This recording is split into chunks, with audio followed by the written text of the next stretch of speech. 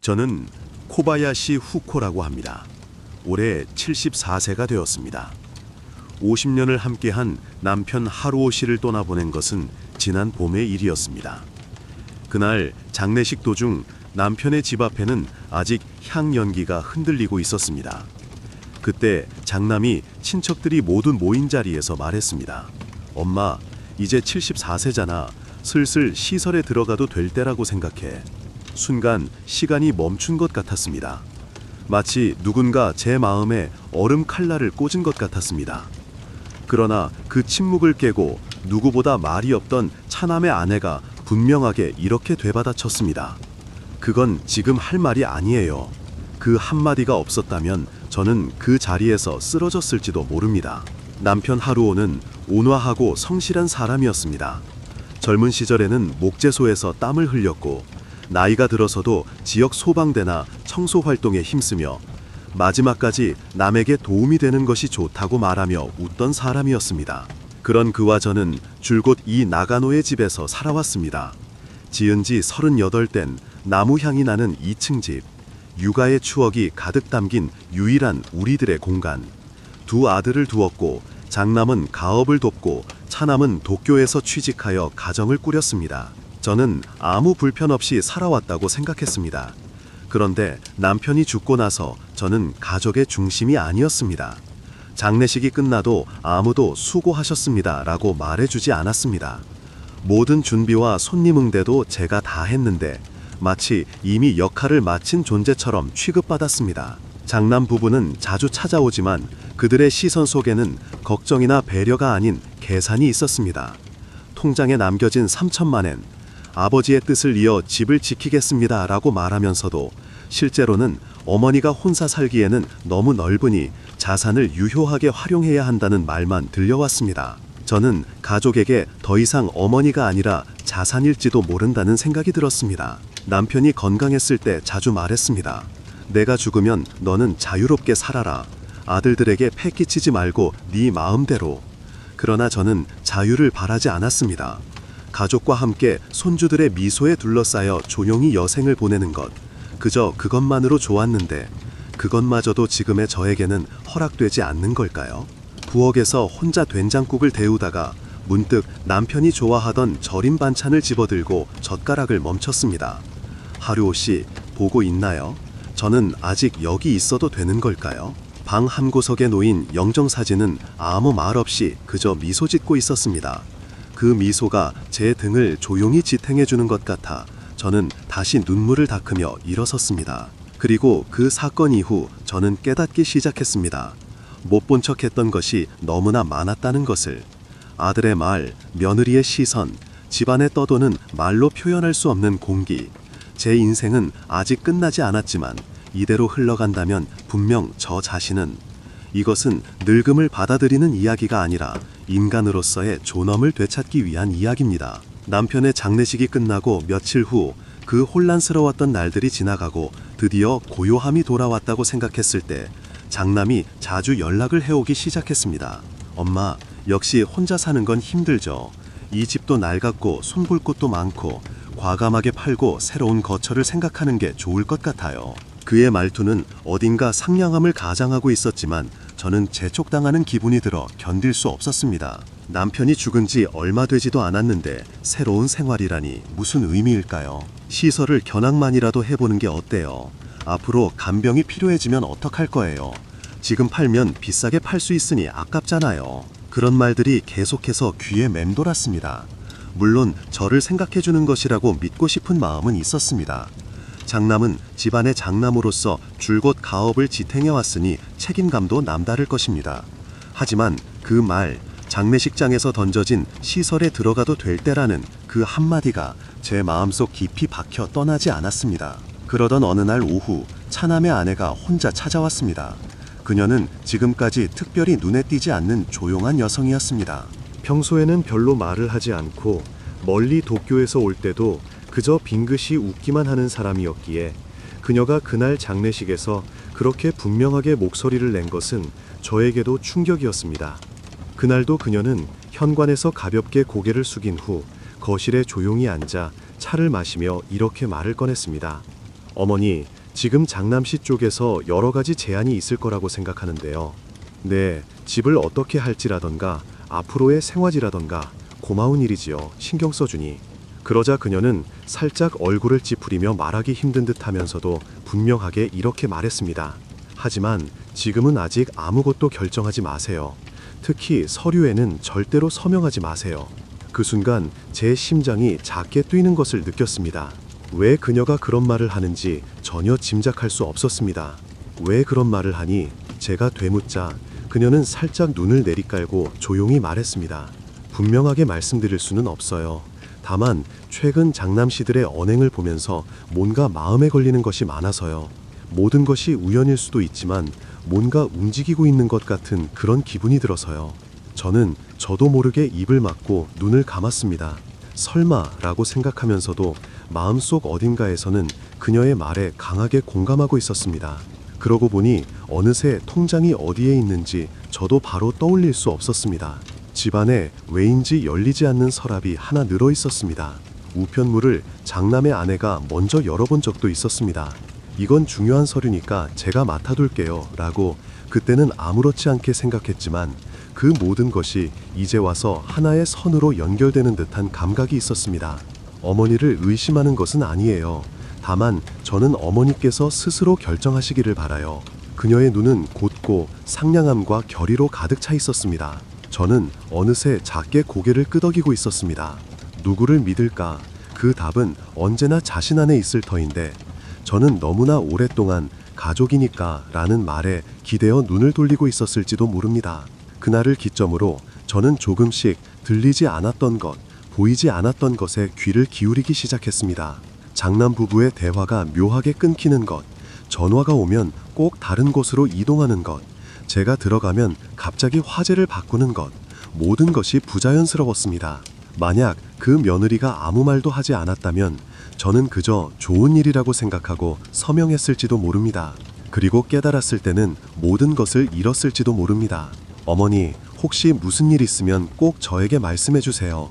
저는 어머니 편이니까요. 그렇게 말해준 그녀의 말이 제 가슴에 따뜻하게 남았습니다.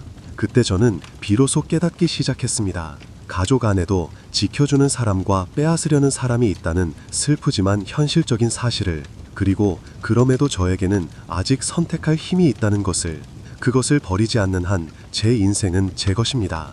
그날 밤의 일은 지금도 귀에 생생합니다. 한밤중에 복도를 걷고 있을 때 부엌 쪽에서 목소리가 들려왔습니다. 아직 서명 안 했어? 그쪽은 분명히 된다고 했잖아. 장남의 아내가 누군가와 전화로 다투고 있었습니다. 작은 목소리였지만 그 말 한마디 한마디가 분명하게 제 가슴에 박혔습니다. 아직 서명 안 했어. 마치 제가 계약 대상이라도 되는 듯한 말투에 저도 모르게 발이 굳어 한동안 그 자리에 서 있었습니다. 저는 가족 안에서 무엇을 협상당하고 있는 걸까? 도대체 누가 무엇을 확실하다고 말했던 걸까? 다음날 아침 아직 마음을 정리하지 못한 채 장남이 갑자기 찾아왔습니다. 빨리 정리하고 싶으니까 서명해 줄래? 그는 그렇게 말하며 서류 한 장을 내밀었습니다. 어딘가 지쳐 보였지만 강한 움직임으로. 이게 무슨 서류니? 제가 묻자 그는 별거 아니야. 엄마가 나이 들었을 때 내가 대신 절차를 쉽게 할 수 있도록 위임장이야. 간병이라던가 세금이라던가 여러 가지 있잖아. 이제 엄마 혼자서는 힘들고 나도 매번 설명하는 거 피곤하니까. 말만 들으면 부모를 생각하는 제안처럼 들렸습니다. 하지만 그의 눈은 웃고 있지 않았습니다. 저는 손에 든 볼펜을 한번 꽉 쥐고 망설였습니다. 정말 이것을 믿어도 되는 걸까? 하지만 가족이니까. 그런 생각들이 마음속에서 교차하고 있었습니다. 주머니에 넣어두었던 제 휴대폰이 갑자기 울렸습니다. 화면에는 차남의 아내 이름. 당황하며 전화를 받자 그녀의 다급한 목소리가 들려왔습니다. 부탁이에요. 서명하지 마세요. 지금 바로 가고 있으니까요. 무슨 일이 있어도 쓰지 마세요. 그녀의 필사적인 목소리에 저는 말을 잃었습니다. 그리고 한 걸음, 두 걸음, 뒷걸음질 치며 책상 위에 놓인 서류를 뚫어지게 바라보았습니다. 얼마 지나지 않아 30분도 채 되지 않아 차남이 현관으로 달려들어왔습니다. 숨을 헐떡이며 손에는 또 다른 서류 한 장을 들고 있었습니다. 이것 좀 보세요. 완전히 똑같은 서류예요. 그런데 이쪽 마지막 줄을 잘 보세요. 저는 떨리는 손으로 그 종이를 받아들였습니다. 형식은 거의 같았지만 하단에 적힌 한 문장에는 이렇게 쓰여 있었습니다. 이 서류에 의해 장남에게 본 부동산 및 예금에 관한 일체의 권리를 이전하는 것으로 한다. 자산 관리를 위해. 마치 제가 판단 능력이 없는 고령자인 것처럼 말하는 방식이었습니다. 제 눈앞이 천천히 어두워지는 것 같았습니다. 제가 서명했더라면 모든 것이 그 아이의 것이 되었을 텐데. 저는 숨을 제대로 쉴 수 없어 저도 모르게 소파에 주저앉았습니다. 차남의 아내는 조용히 제 옆에 앉아 어깨에 손을 얹어주었습니다. 어머니, 죄송해요. 이런 식으로 불안하게 해드려서. 하지만 그 사람들의 대화를 우연히 듣게 되어서 도저히 가만히 있을 수가 없었어요. 저는 작게 고개를 끄덕였습니다. 말로 표현할 수 없는 충격과 안도와 분함, 그리고 여러 감정들이 가슴속에서 부딪히고 있었습니다. 제 집에서 제가 아무것도 모르는 사이에 모든 것을 빼앗겼다는 이 사실을 어떻게 받아들여야 할지 아직 알 수 없었습니다. 장남은 그 자리에서 물러났습니다. 아무 말 없이 고개를 숙인 채. 그러나 그 등에서는 미안함보다는 뜻대로 다지 않은 짜증이 배어있는 듯 보였습니다. 저는 마음속으로 중얼거렸습니다. 이것은 우연이었을까? 아니면 오래전부터 준비된 함정이었을까? 차남의 아내가 없었다면 저는 모르는 사이에 모든 것을 잃었을지도 모릅니다. 말 그대로 한 줄의 선으로 인생이 바뀔 뻔했던 것입니다. 이 집은 저와 하루오가 젊은 시절부터 함께 힘을 합쳐 읽어온 것입니다. 아이들의 성장, 가족의 웃음소리, 그리고 남편의 마지막까지 지켜본 소중한 우리 집입니다. 그것을 이런 식으로 관리당하려 했다니. 저는 그날 밤 침실에서 남편의 영정사진에 말을 걸었습니다. 하루오 씨, 왜 그 아이는 그렇게 되어버렸을까요? 제가 뭔가 잘못한 걸까요? 영정사진은 그저 조용히 미소 짓고 있었습니다. 그 상냥한 미소에 저는 또다시 눈물을 참지 못하고 조용히 베개를 적셨습니다. 그러나 이 밤이 제 안의 무언가를 결정적으로 바꾸었습니다. 더 이상 좋은 엄마로만 있어서는 지킬 수 없는 것이 있다는 것을, 저는 그저 나약한 여성이 아니라 제 인생을 선택하는 인간이라는 것을, 그것을 되찾아야만 합니다. 앞으로 어떤 일이 있어도 저는 더 이상 속지 않겠다고 강하게 마음먹었습니다. 그날의 대화는 지금도 가슴에 깊이 새겨져 있습니다. 부엌 안쪽에서 억누르지 못하는 목소리가 들려온 것은 늦은 오후였습니다. 차남의 아내가 설거지를 해주고 있었고 그 뒤에서 장남의 아내와 누군가가 전화로 이야기하는 듯 했습니다. 벌써 장소는 확보해 뒀어. 가나가와 시설. 다음 주 안에 입소 가능하다고. 이제 그 사람만 설득하면 돼. 가나가와 시설? 그 사람이라니? 저를 말하는 걸까요? 그 말투에서는 저라는 존재가 마치 짐짝이나 무엇인가처럼 취급당하는 듯한 인상을 받았습니다. 게다가 설득만 하면 되라니. 저는 그 자리에 굳어 움직일 수 없었습니다. 가족 안에서 이런 이야기가 진행되고 있었다니. 며칠 후 드디어 장남 부부의 본심이 드러났습니다. 거실에서 저와 차남의 아내 그리고 장남 부부가 함께 있던 상황이었습니다. 장남의 아내는 어디까지나 냉정한 어조로 이렇게 말했습니다. 이미 시설도 정해졌고 이제 어머니께서 납득만 해주시면 집 매각도 한 번에 진행할 수 있어요. 저도 모르게 말을 잃었습니다. 무슨 말인지 설명을 요구하듯 장남의 얼굴을 보자 그는 눈을 돌린 채였습니다. 시설이라니 무슨 말이야? 나는 그런 이야기 한 번도 들은 적 없는데. 그러자 장남의 아내는 담담하게 대답했습니다.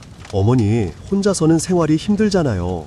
이 집도 낡았고 유지비도 비싸고요. 게다가 저희도 슬슬 저희 생활을 안정시키고 싶어요. 어머니께서 시설에 들어가 주시면 이 집을 팔아서 그 자금을 잘 활용할 수 있고 모두가 안심할 수 있잖아요. 모두가 안심.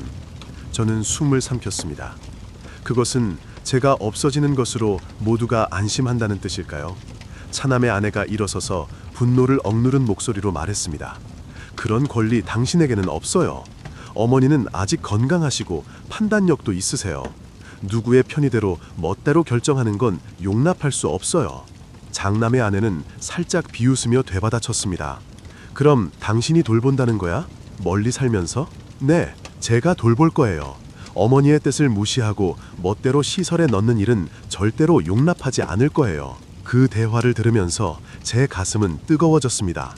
저는 어느새 가족의 중심이 아니라 그저 거래 재료로 전락해 있었습니다. 오랜 세월 지켜온 이 집을, 남편과 함께 쌓아온 나날들을 제가 포기할 이유 따위는 어디에도 없을 것입니다. 그것을 이렇게 쉽게 팔아버리려 하다니. 저는 일어서서 천천히 입을 열었습니다. 이 집은 저와 남편이 처음부터 지은 집입니다. 아이들을 키우고 추억을 새기고 울고 웃었던 곳입니다. 그런 곳을 그저 장소로만 보는 사람에게는 넘겨줄 생각이 없습니다. 목소리는 떨렸지만 마음은 조용히 불타고 있었습니다. 그러자 장남이 처음으로 입을 열었습니다. 엄마, 이제 나이도 들었고 무리하는 건 그만둬요. 솔직히 저희도 여러모로 한계예요. 엄마를 전부 돌볼 여유는 없어요. 그 말에 저는 깊이 상처받았습니다. 그러나 이상하게도 눈물은 나오지 않았습니다.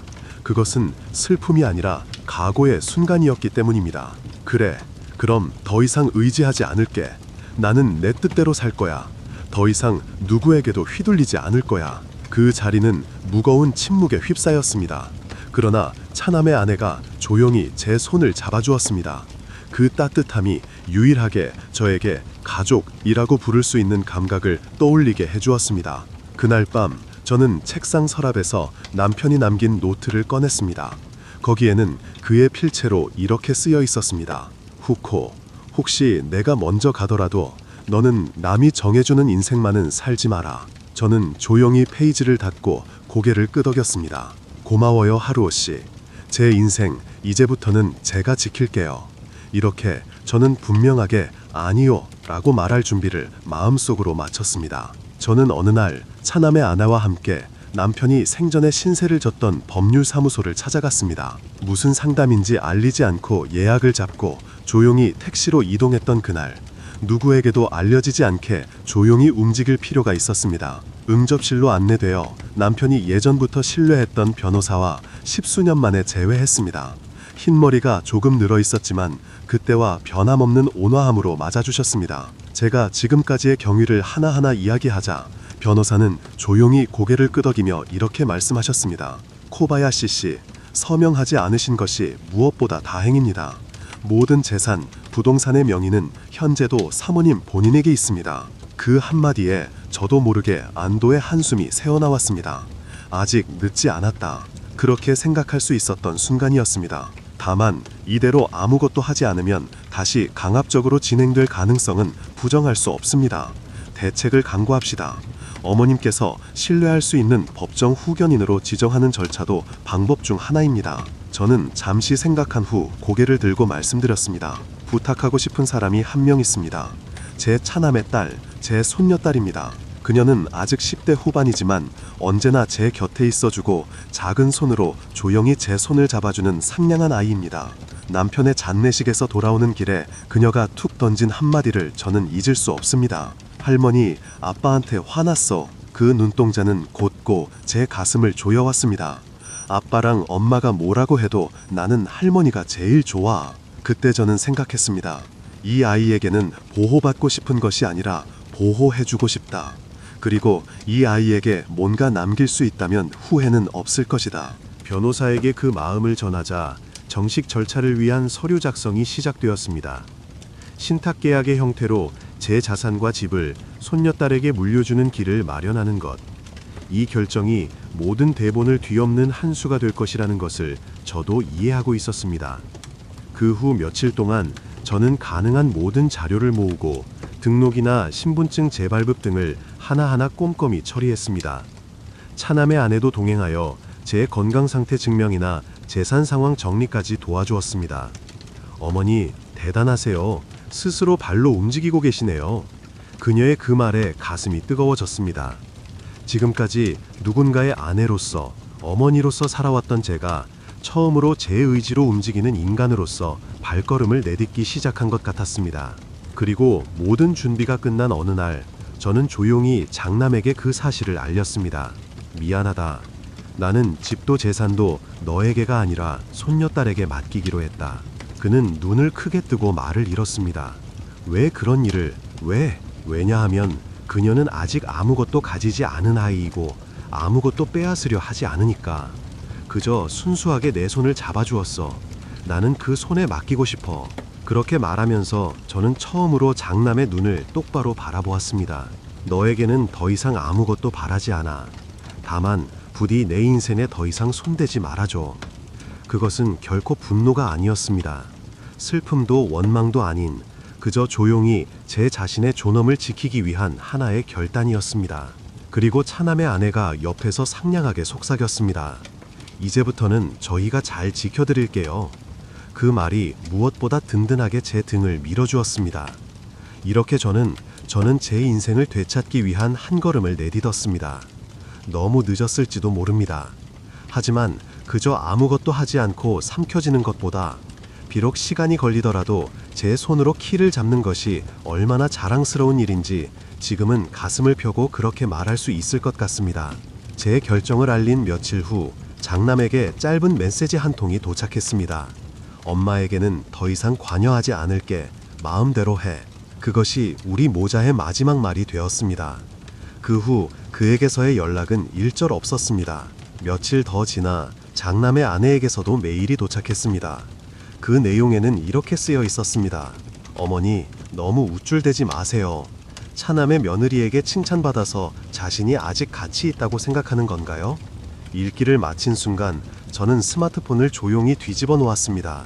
분노도 슬픔도 이상하게도 치밀어 오르지 않았습니다.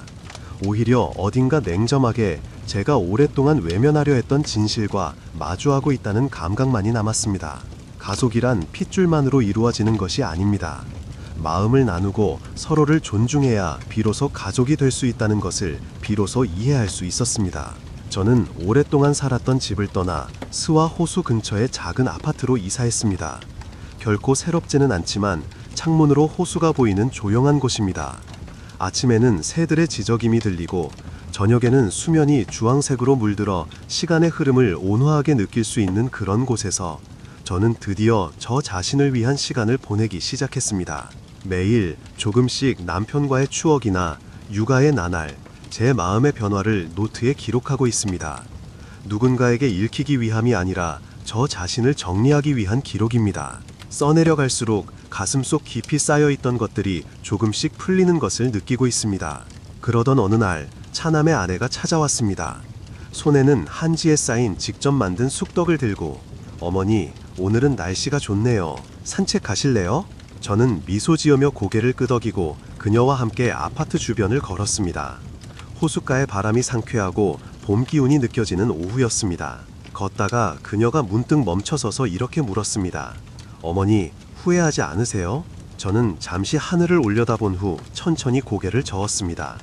아니, 후회하지 않아. 다만 잃은 것이 있다면 그것은 환상이었을지도 모르겠네. 그녀는 제 옆모습을 바라보며 작게 고개를 끄덕였습니다. 환상이요?